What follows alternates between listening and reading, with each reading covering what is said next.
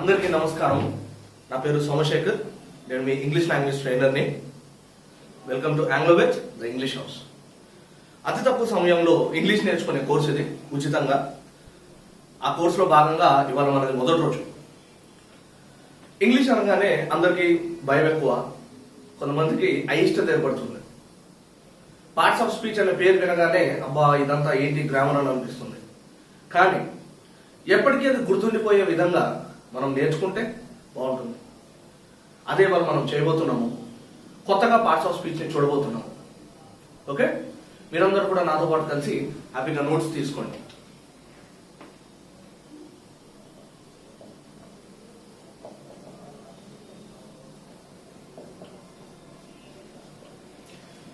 Parts of speech అనగానే భాషా భాగాలు. ఒక భాషని, ముఖ్యంగా ఇంగ్లీష్ భాషని ఇన్ని భాగాలుగా విడదీసాము అని చెప్తారు. మనం ప్రతి భాగాన్ని కనుక నేర్చుకున్నట్టయితే భాష మనకి చాలా ఈజీగా నేర్చుకోవచ్చు. దానికన్నా ముందు ఇప్పుడు ఈ పార్ట్స్ ఆఫ్ స్పీచ్ మనం ఈజీగా గుర్తుపెట్టుకోవాలి అంటే మనము ఒక చిన్న కథ విన్నాము. గొప్ప గొప్ప రాజుల కథలు ఇవన్నీ. భారతదేశానికి వస్తే అశోక ద గ్రేట్ అని, ప్రపంచానికి వస్తే అలెగ్జాండర్ ద గ్రేట్ అని, ఈస్ట్ ఆసియా కనుక మనం వెళ్ళినట్టయితే చెంగిస్ ఖాన్ ద గ్రేట్ అని, ఇలా చాలా మంది రాజుల పేర్లు విన్నాం.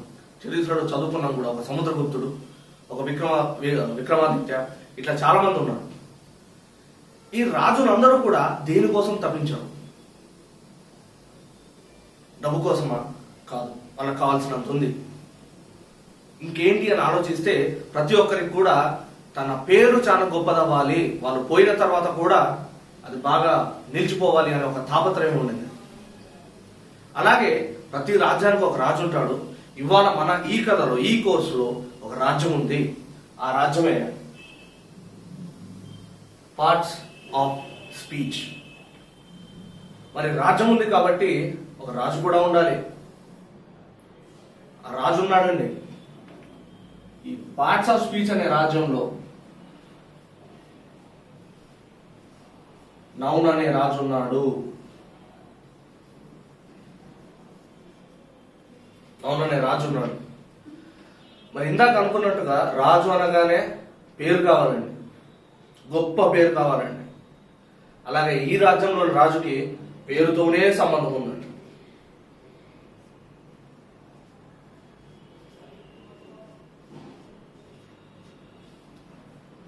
అయితే కొంచెం విచిత్రంగా ఏంటంటే ఈ రాజుకి గొప్ప పేరా, చిన్న పేరా, పెద్ద పేరా, నీ పేరా, నా పేరా, అట్లాంటి భేదాలు ఏం లేవు.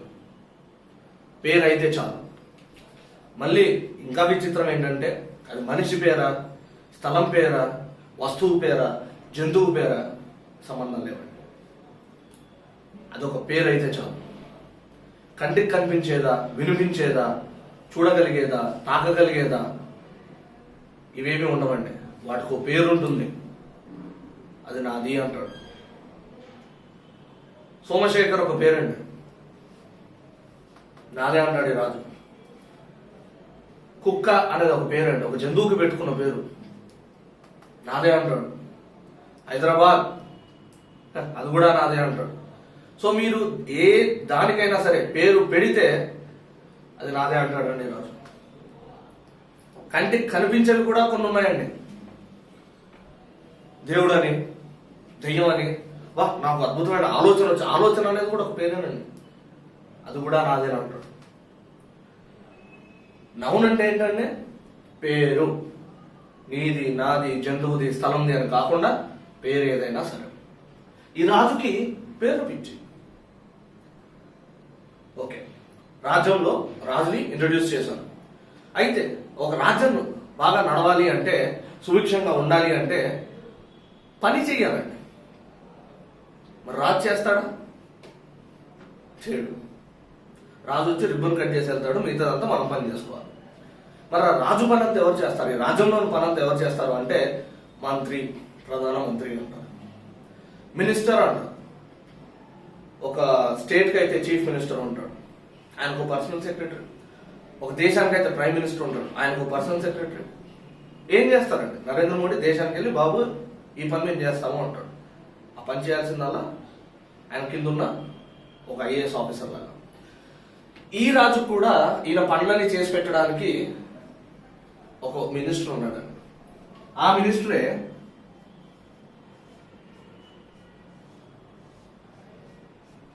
ప్రణామ్. సో రాజు చేయాల్సిన దాన్ని మినిస్టర్ చేస్తూ ఉంటాడు. సో ఈ మినిస్టర్ కూడా ఒకే పిచ్చి, ఈ పేర్ల డిపార్ట్మెంటే చూసుకోవాలి. ఈ రాజు లేనప్పుడల్లా ఈ మినిస్టర్ ఉండాలి. ఓకేనా? సో ఈ మినిస్టర్ యొక్క పని ఏంటి అంటే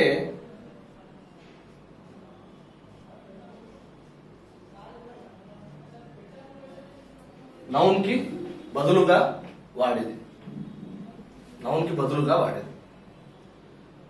ఇది రాజ్యంలోని చాలా ముఖ్యమైన వ్యక్తులని. నౌన్ రాజు, ప్రొనౌన్ మంత్రి. మరి ఈ రాజ్యంలో 2 రకాల పనులు జరుగుతాయి. అంటే 2 డిపార్ట్మెంట్లు కావాలండి. మొదటి డిపార్ట్మెంట్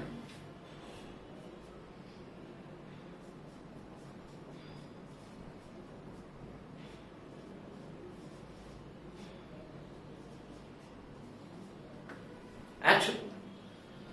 మాటల్లో సరిపోదండి, ఏదైనా సరే వెళ్ళి చేస్తేనే పని ముందుకు సాగుతుంది. యాక్షన్. ఈ రాజు యొక్క యాక్షన్స్ ఎవరు చేయాలి?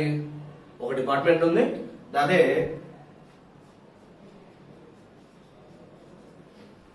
వర్డ్. ఈ రాజు చేయాల్సిన పనులన్నీ ఏంటి అనేది వర్క్ చేస్తున్నాడు. అయితే పని ఇవి చేస్తాయి. వాటి స్టేటస్ అంటే స్థితి ఎవరు చెప్తారు? ఆ డిపార్ట్మెంట్ వచ్చేసి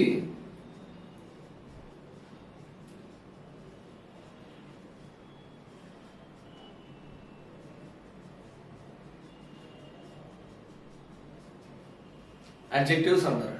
ఆ డిపార్ట్మెంట్ ని అడ్జెక్టివ్స్ అంటారు. సో బాగా గుర్తుపెట్టుకోండి, ఈ రాజ్యం బాగా ఉండాలి అంటే 2 పనులు ఉన్నాయి. ఒకటి పని చేయడం, ఉండి చేయడం. 2 ఈ రాజు యొక్క స్థితి తెలిపేది. రెండింటికి 2 డిపార్ట్మెంట్లు ఉన్నాయి. వర్బ్ అనేది ఒక డిపార్ట్మెంట్, రాజు చేసే పనిని తెలుపుతుంది. అడ్జెక్టివ్ అనేది ఒక డిపార్ట్మెంట్, ఈ రాజ్యంలో రాజు యొక్క స్థితిని తెలుపుతుంది. ఇవి 2 చూస్తే ఇప్పుడు ఒక చిన్న గమ్మత్తు అన్నమాట. ఇదొక డిపార్ట్మెంట్, ఇదొక డిపార్ట్మెంట్. మరి వీళ్ళు పని చేస్తున్నారా లేదా అనేది ఎవరు చెప్పాలి? అంటే వీళ్ళు పని సరిగ్గా చేస్తున్నారా, ఒకవేళ చేస్తే ఎలా చేస్తున్నారు అన్నది ఒక డిపార్ట్మెంట్ కావాలి. సో మంత్రి బాగా ఆలోచించి ఈ డిపార్ట్మెంట్ ఓపెన్ చేశాడు.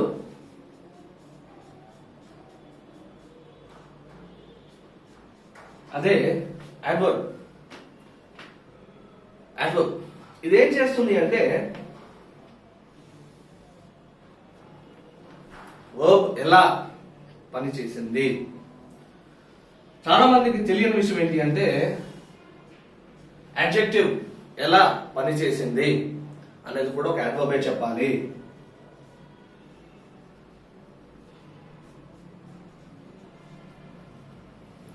ఎలా పని చేసింది అనేది కూడా ఒక అడ్వర్బే చెప్పాల్సి ఉంటుంది. ఇప్పుడు ఒక చిన్న ప్రశ్న. ఈ నౌన్ యొక్క పని వర్బ్ చేసింది, ఈ వర్బ్ ఎలా పని చేస్తుంది అనేది అడ్వర్బ్ చెప్తుంది. ఈ నౌన్ యొక్క స్థితిని అడ్జెక్టివ్ తెలుపుతుంది. అడ్జెక్టివ్ ఎలా చేస్తుంది అనేది మళ్ళీ అడ్వర్బే చెప్తుంది.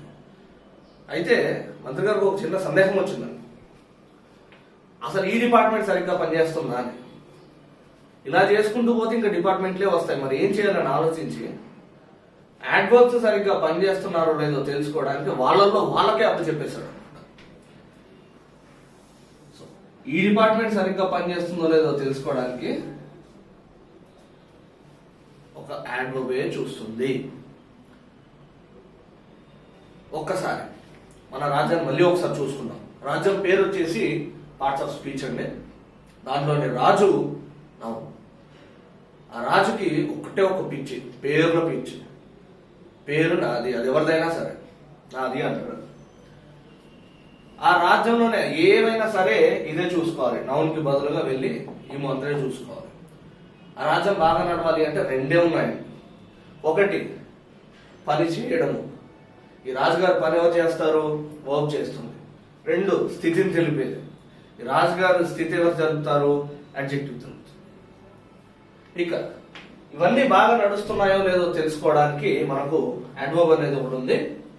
వర్బ్ ఎలా చేస్తుంది, అడ్జెక్టివ్ ఎలా చేస్తుంది, మళ్ళీ తనలో తానే అడ్వర్బ్ ఎలా చేస్తుంది కూడా ఇవే చూస్తుంటాయి. 5 చాలా ముఖ్యమైనవండి. ఇప్పుడు ఒక బయటికి వెళ్దాం, మన రాజ్యం నుండి కొద్దిగా బయటికి వెళ్దాం. మరి ఒకటే రాజ్యం ఉండదు కదండి, ప్రపంచం అంటే వేరే ఇతర రాజ్యాలు ఉంటాయి. ఎందుకండి ఇలాంటిది ఇంకో రాజ్యం తీసుకున్నాము,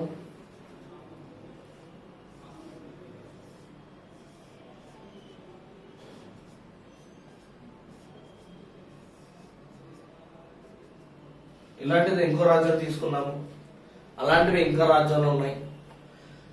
మరి పక్క పక్కనే రాజ్యాలు ఉన్నాయి అంటే వాటిని కలపడానికి కూడా డిపార్ట్మెంట్ ఉండాలి. అదే మన ఇండియాలో అయితే సుష్మా స్వరాజ్ గారు చేస్తారన్నమాట.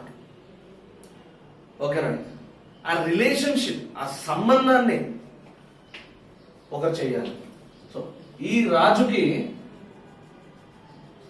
రాజుకి మధ్యలో రాయబారం నడిపే డిపార్ట్మెంట్ ఏమంటారు, ప్రిపోజిషన్ అంటారు. ఇది రిలేషన్స్ డిపార్ట్మెంట్ అన్నమాట. ఒక నౌనుకి ఇంకో నౌనుకి ఏంటి సంబంధం, ఎలాంటి సంబంధం, మిత్రులా శత్రువులా, ఇక్కడ ఈ రాజ్యాల్లో చూసుకుంటే చాలా విషయాల్లో తెలుస్తుంది. సో ఒక నౌన్కి ఇంకో నౌన్కి సంబంధాన్ని కుదిర్చేది ప్రిపోజిషన్, సంబంధం కుదురుస్తుంది. అయితే రాజ్యం ఇక్కడ వరకు బాగుందండి. రాజు ఉన్నాడు, ఆయన పని ప్రొనౌన్ చేస్తుంది, ఆయన ఏం పని అనేది వర్క్ చేస్తుంది, స్థితి ఏంటి అనేది అడ్జెక్టివ్ తెలుపుతుంది, ఎలా చేస్తున్నాయి అనేది అడ్వర్బ్ తెలుపుతుంది, పక్క రాజ్యంతో రిలేషన్ ఇచ్చేస్తుంది. అయితే వీటన్నింటికి కూడా నౌన్కి సంబంధం ఉంటే సరిపోదండి. మరి మిగతా వాటి అన్నింటికి కూడా కలపడానికి మనకు ఇంకొక డిపార్ట్మెంట్, పోస్ట్ ఆఫీస్ లాగా. ఒక రాజ్యంలో ఒక ఊరు అందరూ కలిసే ఉన్నారు, ఒక మండలంలో అన్ని ఊర్లు కలిసే ఉన్నాయి, ఒక జిల్లాలో అన్ని మండలాలు కలిసే ఉన్నాయి, ఒక రాష్ట్రంలో అన్ని జిల్లాలు కలిసే ఉన్నాయి. అయినా మనకు పోస్ట్ ఆఫీస్ కావాలి. అలాంటి పోస్ట్ ఆఫీసే ఇదండి. ఒక జంక్షన్, ఈ జంక్షన్ లోకి ఎవరైనా వెళ్ళొచ్చు.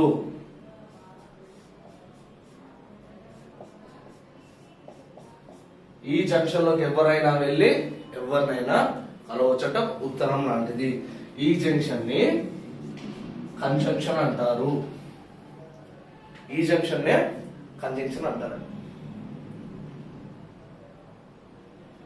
ఇంకొకటి ఉంటుంది, ఇది అందరికీ తెలుసు, చాలా ఈజీగా ఉంటుంది కాబట్టి అందరికీ తెలుసు.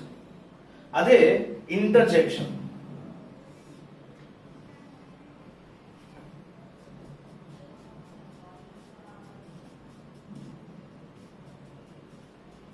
ఇంటర్జెక్షన్ ఒక రాజ్యంలో ఈ ఆర్ట్స్ డిపార్ట్మెంట్ లాంటిది. ఎవరు పెద్దగా పట్టించుకోరు, కానీ అన్నిట్లో ఉంటుంది. అది ఇమోషన్స్ కి సంబంధం ఉంటుంది అనమాట. ఆనందం వ్యక్తపరచాలి, ఇక్కడికే వెళ్ళాలి. కోపము, బాధ. ఎందుకంటే కమ్యూనికేషన్ అనేది కేవలం పదాల్లో చెప్పగలిగేది కాదు. మీకు తెలుసు కదండి, ఎక్కడైనా సైలెంట్ గా ఉంది, మనం వెళ్ళి కూర్చున్నాం, మన స్నేహితుడు ఒకరిని చూసాము, తిన్నావా అని ఏమని అడుగుతారు, సరిపోతుంది. అంటే ఈ సంభాషణ అనేది పదాలు లేకుండా కూడా చేయొచ్చు. అట్లాంటి ఒక డిపార్ట్మెంట్. మనం ముందు తరగతుల్లో ప్రతి ఒక్క దాన్ని కూడా చాలా డీటెయిల్గా క్లుప్తంగా చూస్తాం. ఫైనల్గా ఒకసారి బాగా గుర్తు పెట్టుకోండి, 1-2 సార్లు మీరు ఎవరికి చెప్పినా మీకు ఎప్పటికీ గుర్తుండిపోతుంది.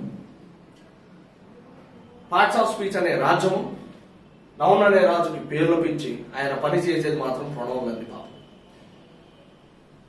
ఆయన పని ఏంటి ఎలా అనేది చేసేది పూర్తిగా వారు.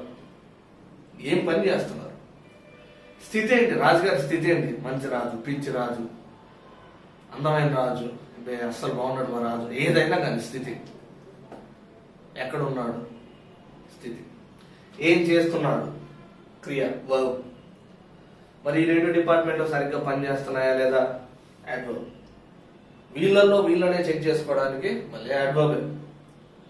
సో ఈ రాజ్యం చిన్నగా నెట్టుకుంటూ వెళ్ళిపోతుంది. పక్క రాజ్యంతో సంబంధం కుదిర్చేది ప్రపోజిషన్. ఈ అందరినీ కలిపేది కంజంక్షన్. ఈ మిగిలిన చిన్న చిన్న అంశాలు, సర్ప్రైజ్, ఇమోషన్స్ లాంటివి అనమాట. ఆనందము, దుఃఖము, బాధ, కోపము, భయము, వీటన్నిటిని తెలిపేది ఇంటర్సెక్షన్. ఓకేనా? మీకు ఏమైనా డౌట్లు ఉంటే కింద కమెంట్లో వేయండి, ఖచ్చితంగా రిప్లై ఇస్తాం. రెండో క్లాస్లో మనం ఒక్కొక్క ఏరియా తీసుకొని చాలా డీటెయిల్గా చదువుతున్నాం. ఇంతటితో ఉంటాను. బాయ్.